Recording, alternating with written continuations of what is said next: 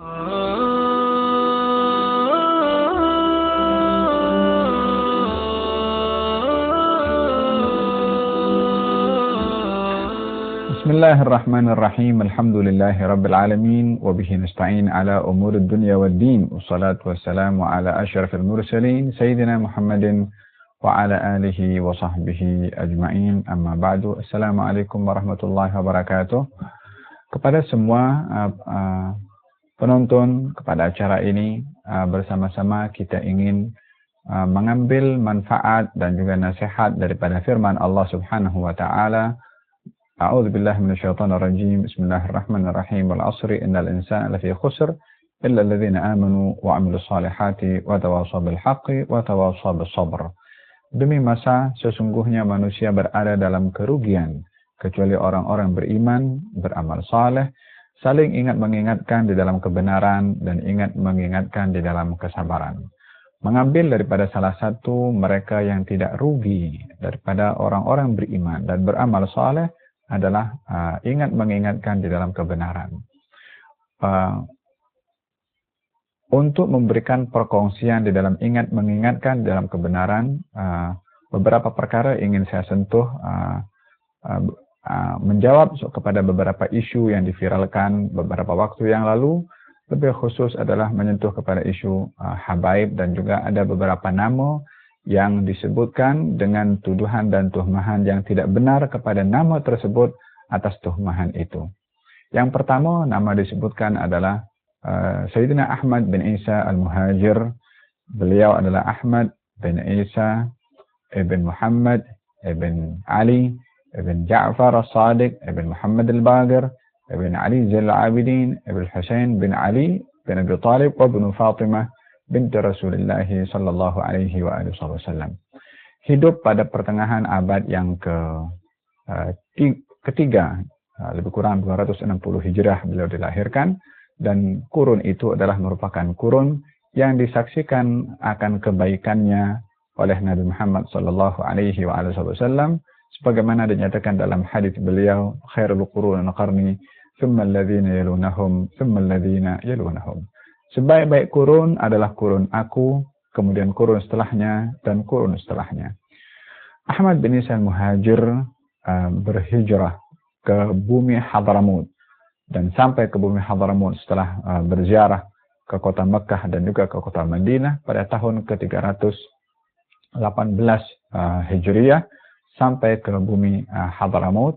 Hijrah ini yang menyebabkan beliau digelari sebagai muhajir atau muhajir ilallah, yakni orang yang berhijrah di jalan Allah Subhanahu wa taala, mengambil daripada perbuatan baginda Rasulullah yang berhijrah daripada kota Mekah ke kota Madinah semata-mata untuk menyebarkan agama, membawa agama. Demikian juga maksud dan matlamat hijrahnya Ahmad bin Isa al-Muhajir daripada Irak menuju ke Hadramut untuk membawa agama, menyebarkan agama untuk dirinya, untuk keturunannya, dan untuk masyarakat, disebabkan oleh karena di Irak ketika itu fitnah yang begitu dahsyat, yaitu fitnatul Qaramitah, yang begitu mengancam dan mencabar akidah kaum muslimin. Maka beliau berhijrah daripada tempat tersebut disebabkan oleh karena fitnah-fitnah yang terjadi di Irak ketika itu.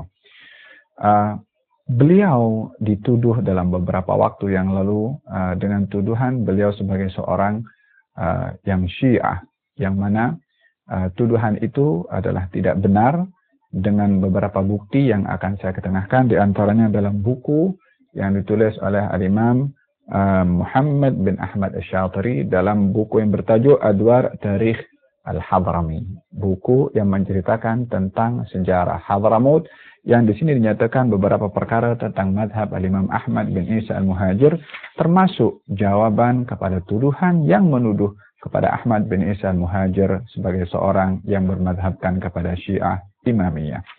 Katanya di sini dikatakan, fakaifa la yakun al-muhajir syafi'i al-madhab. Bagaimana boleh dikatakan kalau muhajir itu bukan bermadhab Syafi'i? Yani soalan dalam bentuk hairan. Wa huwa alladhi qama bi nashrihi aw idkhalihi ila Hadramut, sementara beliaulah yang menyebarkan madhab itu dan juga memasukkan madhab Imam Syafi'i ke bumi Hadramut, sementara penguasa Hadramut pada waktu itu adalah terbagi kepada 3 bahagian, yaitu Ibadiyah, yaitu Ziyadiyah, dan juga Ya'afirah. Majority daripada mereka yang berada di bumi Hadramut adalah 3 golongan ini.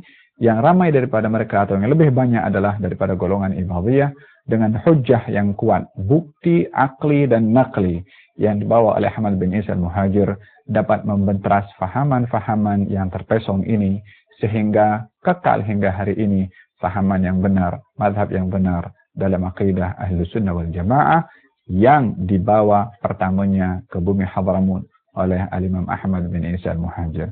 Saya sambung, kata penulis ini mengatakan wa yara ba'du mu'arrikhi hadzal 'asr, dan telah melihat atau berpandangan ahli sejarah di zaman ini annahu la yujad ahadun min ulama ahli sunnah wa bil akhas min ulama asy-Syafi'iyyah bi Hadramut qabila wa mundu qudum al-muhajir ilaiha fahuwa fi nadharihi laysa awwal man nashara madhhab asy-Syafi'i fahasab bal ilaihi yarji'u al-fadlu بمقتضى ما يقول في أنه أول من أدخله إليها ونشره. Yani pandangan daripada ahli sejarah zaman sekarang ini mengatakan bahwasanya orang pertama daripada mazhab al-Imam Syafi'i, pengikut mazhab al-Imam Syafi'i yang menyebarkan mazhab Syafi'i di bumi Hadramut adalah al-Imam Ahmad bin Isa al-Muhajir, yang sebelumnya mazhab ini tidak tersebar di bumi Hadramut, akan tetapi orang yang pertama memasukkan mazhab al-Imam Syafi'i ke bumi Hadramut adalah Ahmad bin Isa al-Muhajir. Diteruskan perjuangan al-Muhajir oleh anak-anaknya dan keturunannya. Salah seorang daripada anak beliau yang bernama Ubaidillah belajar kepada imam besar daripada Ahli Sunnah wal Jamaah yang bernama Imam Abu Talib al-Makki, yang beliau adalah merupakan ulama terkemuka di dalam mazhab Ahli Sunnah wal Jamaah, dan ini adalah satu bukti kalau beliau dan juga keturunannya berpegang kepada mazhab Ahli Sunnah wal Jamaah. Lebih daripada itu, silsilah keturunan beliau yang pada akhirnya dinamakan Habaib, semuanya hingga saat ini lebih kurang sudah lebih daripada 12 abad daripada beliau sampai ke bumi Hadramut hingga sekarang diwarisi oleh anak dan keturunan beliau hingga saat ini, keseluruhannya bermazhabkan kepada mazhab al-Imam Syafi'i. Mufti Hadramut sekarang yang ada adalah Syafi'ul Madhab, yang sebelumnya Syafi'ul Madhab, dan seterusnya yang sebelumnya yang merupakan keturunan beliau, karena mufti di Hadramut ada yang merupakan keturunan beliau dan ada yang bukan merupakan keturunan beliau. Secara keseluruhannya adalah bermazhabkan kepada mazhab al-Imam Asy-Syafi'i. Ini di bumi Hadramut. Di luar bumi Hadramut, hijrahnya para habaib daripada Hadramut yang bersinggah di India, mereka masih berpegang kepada mazhab al-Imam Syafi'i, sehingga hari ini dapat dibuktikan dengan sejarah dan penulis-penulis sejarah di India, khususnya di Kerala, didapati di situ bahwasanya ramai daripada mereka bermazhabkan kepada mazhab al-Imam Syafi'i, hasil daripada hijrahnya para habaib daripada bumi Hadramut ke India dan juga menyebarkan mazhab al-Imam Syafi'i. Daripada bumi India meneruskan perjalanan ke Nusantara ini, ke Indonesia, di Aceh dan juga di Pulau Jawa. Ramai daripada mereka pendatang yang datang daripada Hadramut melalui India ke Indonesia atau ke Nusantara ini, mereka membawa mazhab al-Imam Syafi'i. Di antara mereka adalah golongan daripada Wali Songo yang mereka merupakan keturunan daripada Ahmad bin Isa al-Muhajir. Mereka adalah pendakwah yang bermadhabkan kepada mazhab al-Imam Asy-Syafi'i. Dalam kurung kita zaman sekarang ini, di bumi Malaysia ini, 4 mufti yang berada di wilayah Johor, keturunan daripada Ahmad bin Isa al-Muhajir. 2 daripada bangsa atau daripada keluarga Al-Haddad, Al-Habib Alwi Al-Haddad, Alwi bin Tahir Al-Haddad, dan juga adalah Habib Alwi kadzalik bin Al-Haddad. Dua-duanya merupakan keturunan daripada Ahmad bin Isa al-Muhajir yang pernah menjawat jawatan mufti di Johor. Kedua-duanya adalah mufti dalam mazhab al-Imam Asy-Syafi'i. Sebelumnya daripada keturunan Ahmad bin Isa al-Muhajir, daripada keluarga Al-Attas, 2 daripada keluarga Al-Attas Yang menjadi mufti di Johor pun juga merupakan mufti dalam mazhab al-Imam Asy-Syafi'i. Bila mana Ahmad bin Isa al-Muhajir yang saya ceritakan sebentar tadi dan keturunannya baik di Hadramaut, di India, termasuk dahulu di Mekah, di Indonesia, termasuk di Malaysia, adalah sejarah membuktikan kalau keseluruhannya adalah bermadhabkan kepada mazhab al-Imam Syafi'i, lalu bagaimana akan dikatakan beliau sebagai orang pengikut mazhab Syiah dan seterusnya. Adapun tuhmahan yang dituhmahkan kalau beliau itu adalah bermadhabkan kepada mazhab al-Imam atau bermadhabkan kepada mazhab Syiah Imamiyah, Mufti Johor yang merupakan keturunan beliau sendiri, yaitu Al-Habib Ali bin Tahir Al-Haddad, menulis dalam kitabnya Ismidul Basair, dan kitab itu ada. Beliau mengatakan bahwasanya mazhab al-Imamiyah itu ditubuhkan setelah zaman al-Imam Ahmad bin Isa al-Muhajir. Lalu bagaimana akan dituhmahkan kepada Ahmad bin Isa al-Muhajir mazhab Syiah Imamiyah, sementara mazhab itu muncul setelah beliau? Ini adalah merupakan tuduhan yang tidak benar dan tidak sahih untuk dituduhkan kepada Sayyidina Ahmad bin Isa al-Muhajir ilallah. Perkara yang kedua yang perlu saya kongsikan juga, yang menjadi kekeliruan kepada ramai orang berkenaan dengan kalimat al-Alawiyin, yang menjadi satu istilah kepada beberapa perkara dan bukan mempunyai makna satu atau istilah satu, tapi kalimatnya satu, lafaznya satu, maknanya pelbagai dan berubah-ubah mengikut kejadian ataupun masa yang berlalu.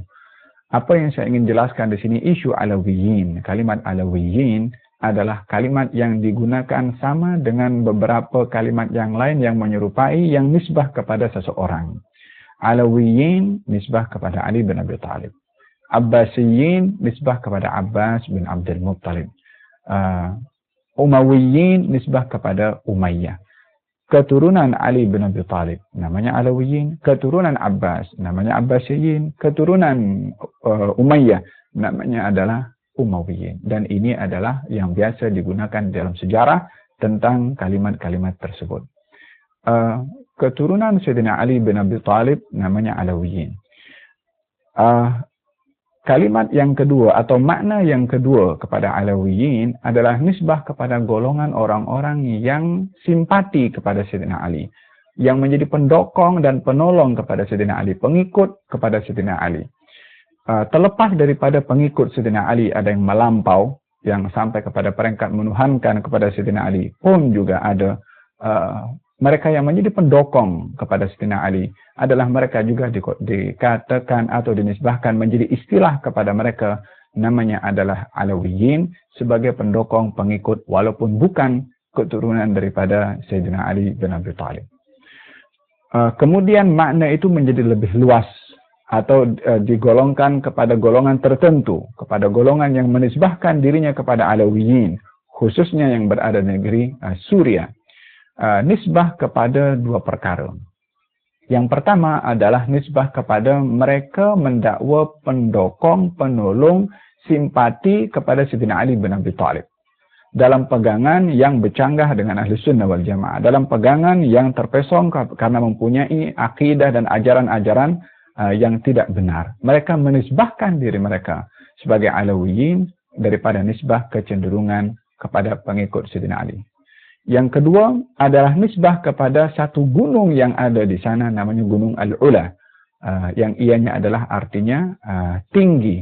Daripada Ula kepada Alawi atau kepada Ulu mempunyai kaitan lafaz yang sama, sehingga Al-Alawiyin yang ada di Syam nisbah kepada satu pendokong kepada Sayyidina Ali dan nisbah kepada satu tempat di kawasan situ, di pegunungan yang tinggi yang namanya Ula. Karena mereka duduk di situ, menisbahkan mereka kepada Al-Alawiyin dengan dua sebab tadi. Tempat, yaitu yang tinggi yang namanya Al-Ula, Gunung Al-Ula, ataupun yang kedua adalah disebabkan karena mereka pendukung kepada Sayyidina Ali bin Abi Thalib. Maka dinisbahkan mereka itu kepada golongan Al-Alawiyin. Yang ketiga, kalimat Alawiyin yang selalu digunakan kepada para habaib. mempunyai hubungan dari segi nasab dengan Sayyidina Ali, satu hal, satu sebab. Yang kedua adalah, dan ini adalah yang lebih utama, karena nasab kepada Sayyidina Ali adalah boleh melalui Hasan, melalui Husain, ataupun yang lainnya. Tapi kepada mereka para habaib dikatakan Alawi, nisbah kepada seorang bernama Alawi bin Ubaidillah bin Ahmad bin Isa ibn Muhammad ibn Ali ibn Ja'far ibn Muhammad al-Baqir ibn Ali Zil-Abidin ibn Husain ibn Ali bin Abi Talib wa ibn Fatimah binti Rasulullah sallallahu alaihi wa ala alihi wa sahbihi wasallam. Ini nasab kepada seorang yang bernama Alawi bin Ubaidillah. Al-Alawiyin atau Ba'alawi atau keluarga Bani Alawi yang ada di Hadramut nisbah kepada Alawi bin Ubaidillah tadi. Pada masa yang sama nisbah juga kepada Sayyidina Ali, karena Alawi adalah merupakan keturunan juga kepada Sayyidina Ali bin Abi Talib. Kenapa Alawiyin di Hadramut dinamakan Alawiyin atau Ba'alawi atau Bani Alawi?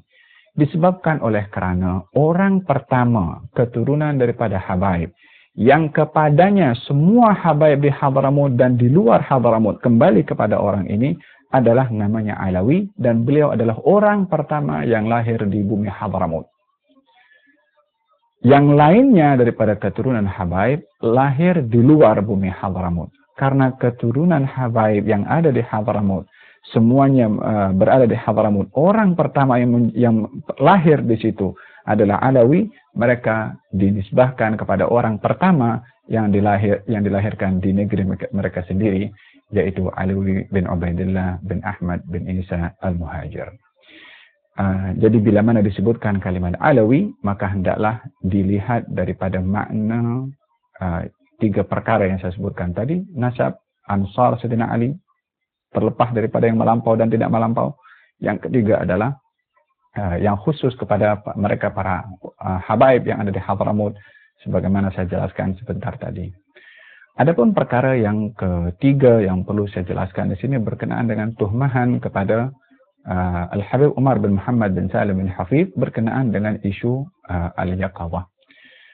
Setelah dirujuk kepada pihak Darul Mustafa tentang isu Al-Yaqadhah, mereka memberikan jawaban kepada saya sendiri, mengatakan apa yang berkenaan dengan isu Al-Yaqadhah yang diambil daripada hadis Nabi sallallahu alaihi wa ala alihi wasallam, yaitu berkenaan dengan hadis Nabi yang berbunyi, man ra'ani fil manam faqad fasayarani fil yaqadhah. Barang siapa melihat aku dalam mimpi, maka dia akan melihat aku dalam keadaan jaga. Mereka mengatakan makna daripada hadis ini adalah apa yang menjadi uraian kepada ahli hadis, terutama sekali adalah Al-Imam Ibn Hajar Al-Asqalani dalam kitabnya Fathul Bari, yang menjelaskan lebih kurang ada 6 pandangan berkenaan dengan hadis tersebut tentang masalah melihat Nabi dalam keadaan Al-Yaqadhah.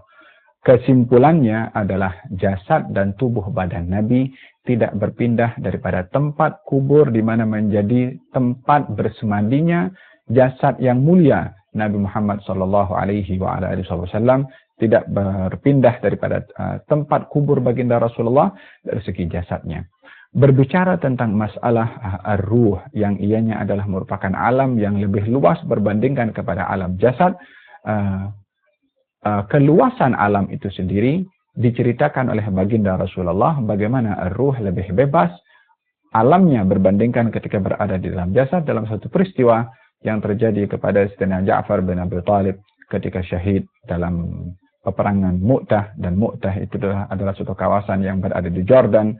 Peperangan itu ketika terjadi, Nabi berada di kota Madinah, sedang menceritakan tentang kejadian peperangan tersebut yang sedang berlaku. Nabi menceritakannya sementara Nabi berada di kota Madinah. Saat Sayyidina Ja'far syahid dalam peperangan itu, Nabi SAW dikunjungi sebagaimana dalam kitab Al-Mustadrak yang ditulis oleh Imam Al-Hakim, dikunjungi atau didatangi oleh Sayyidina Ja'far bin Abi Talib yang terbang bersama dengan para malaikat, yang digelari dengannya At-Tayyar, yakni sebagai orang yang terbang. Ja'far At-Tayyar karena terbang bersama dengan para malaikat, sebab tangannya dalam peperangan itu terpotong terputus dan digantikan oleh Allah dengan sayap. Sehingga kata baginda Rasulullah ketika berada di kota Madinah, Ja'far bin Abi Thalib yang syahid ketika itu dibawa oleh para malaikat pergi ke kota Madinah dan mengucapkan salam kepada baginda Rasulullah sallallahu alaihi wasallam. Dijawab oleh Nabi, bahkan Nabi berkata kepada Siti Asma, istri kepada Ja'far, "Ya Asma, ini adalah Ja'far sedang terbang bersama dengan malaikat dan mengucapkan salam. Jawablah salamnya," kata baginda Rasulullah sallallahu alaihi wasallam. Walaupun jasadnya berada di Mu'tah, berada di Jordan, akan tetapi ruhnya adalah berada di tempat yang lebih luas. Bila mana ini ruh para syuhada, maka ruh para anbiya adalah lebih bebas berbandingkan kepada arwah atau ruh para syuhada. Sebelum ini pun juga beliau Al-Habib Umar bin Muhammad bin Salim bin Hafidh juga dituhmah sebagai seorang yang bermadhabkan kepada madhab Syiah. Ketika beliau ditanya tentang isu itu, beliau menjawab, "Nama saya siapa?" Sambil tersenyum dan mengatakan, "Adakah orang Syiah suka kepada nama Umar?" Nama Umar tentunya adalah orang yang tidak disukai oleh golongan orang-orang Syiah adalah Sayyidina Umar ibn Khattab, sementara beliau adalah Habib Umar, namanya saja Umar. Mana mungkin ada seorang Syiah yang menamakan dirinya dengan nama seseorang yang tidak disukai oleh mereka. Ini berkenaan dengan masalah Al-Habib Umar bin Muhammad bin Salim bin Hafidh, dan lebih jelas daripada itu, bila mana kita ingin merujuk kepada beliau daripada ceramahnya, tulisannya, madrasahnya, anak murid yang graduan daripada Darul Mustafa sendiri, termasuk di Malaysia yang sudah jumlahnya cukup ramai, lebih daripada 100 orang, tak seorang pun daripada mereka yang menyebarkan fahaman Syiah. Kalau mereka belajar Syiah di bumi Hadramut, di madrasah atau di Darul Mustafa, tentunya akan kembali ke negeri ini dengan menyebarkan fahaman Syiah. Tapi yang dipelajari di situ secara keseluruhan adalah ahli sunnah wal jamaah, bermadhabkan akidahnya kepada Imam Abu Hasan al-Ash'ari, dan juga di dalam pegangan fiqahnya dalam madhab al-Imam Asy-Syafi'i. Adapun yang terakhir adalah apa yang disebutkan namanya juga Al-Habib Syekh bin Abdul Qadir As-Sagaf, yang juga dituduh sebagai Syiah. Mungkin kalau perlu merujuk kepada qasidah yang dibaca dan didendangkan di dalam acara-acara majelis yang diadakan oleh beliau sendiri, di situ terdapat qasidah pujian kepada Sayyidina Abu Bakar, Sayyidina Umar, dan juga Sayyidina Uthman Ibn Affan. Dan ini tidak mungkin akan ada pujian kepada 3 khalifah ini daripada orang Syiah yang tidak menyukai kepada 3 khalifah. Bahkan dalam qasidahnya yang begitu jelas, beliau mengatakan dalam bait-bait syairnya, "Barang siapa yang cinta kepada Muhammad, fala yarmiyanna Aba Bakrin bibuhtani." Jangan melempar kepada Sayyidina Abu Bakar dengan tuhuman yang tidak betul, yang tidak palsu.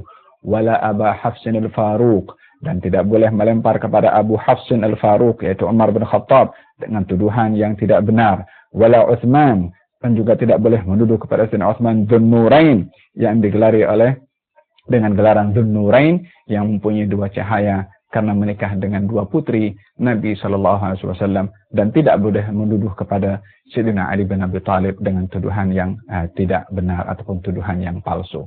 Kalau itu yang dibaca dalam qasidah Al-Habib Syekh, bagaimana akan dituduh sebagai seorang Syiah sementara menyanjung tinggi 3 khalifah yang tidak disenangi oleh golongan orang-orang Syiah? Maka demikian berkenaan dengan Al-Habib Syekh bin Abdul Qadir As-Sagaf. Terakhir, nasihat daripada saya sendiri dan untuk saya sendiri dan kepada semua yang mahu menerima nasihat, untuk tidak menyebarkan satu perkara yang tidak dapat dipastikan tentang kesahihannya, yang kita akan dipertanggungjawabkan kepada Allah Subhanahu wa taala. Perlu untuk mengambil iktibar daripada firman Allah Subhanahu wa taala akan satu isu yang pernah berlaku di zaman baginda Rasulullah tentang menyebarkan maklumat tanpa ada dasar pengetahuan yang sahih tentang maklumat tersebut, dan dianggap penyebaran itu perkara yang biasa. akan tetapi ianya tidak biasa di sisi Allah Subhanahu wa taala. Allah Subhanahu wa taala berfirman, "Id talaqawnahu bi alsinatikum wa taquluna ma laysa lakum bihi ilm wa tahsabunahu hayyinan wa huwa indallahi 'azim." Ketika kamu menerima berita, lalu kamu memperkatakan dengan lisan-lisan kamu, dan kamu mengatakan dengan lisan kamu itu ma laysa lakum bihi ilm, yang kamu tidak tahu kesahihannya. Wa tahsabunahu, dan kamu menyangka hayyinan, perkara itu ringan, remeh-temeh, wa huwa indallahi 'azim. Akan tetapi perkara itu adalah besar, berat di sisi Allah Subhanahu wa taala. Mari kita bersama-sama mengambil iktibar daripada firman Allah Subhanahu wa taala untuk tidak menjadi satu pertanggungjawaban yang tak seorang pun daripada manusia berani mempertanggungjawabkan perkara yang salah di hadapan Allah Subhanahu wa taala. Moga-moga Allah Subhanahu wa taala menjaga lisan kita, menjaga minda kita, menjaga hati kita untuk tidak dikawal oleh hawa nafsu, oleh emosi ataupun matlamat-matlamat yang tidak benar, dan mudah-mudahan Allah Subhanahu wa taala membimbing kita ke jalan yang benar, shiratal mustaqim, yaitu jalan yang dibawa oleh Nabi Muhammad sallallahu alaihi wa alihi wasallam. Wabillahi taufiq wal hidayah. Assalamualaikum warahmatullahi wabarakatuh.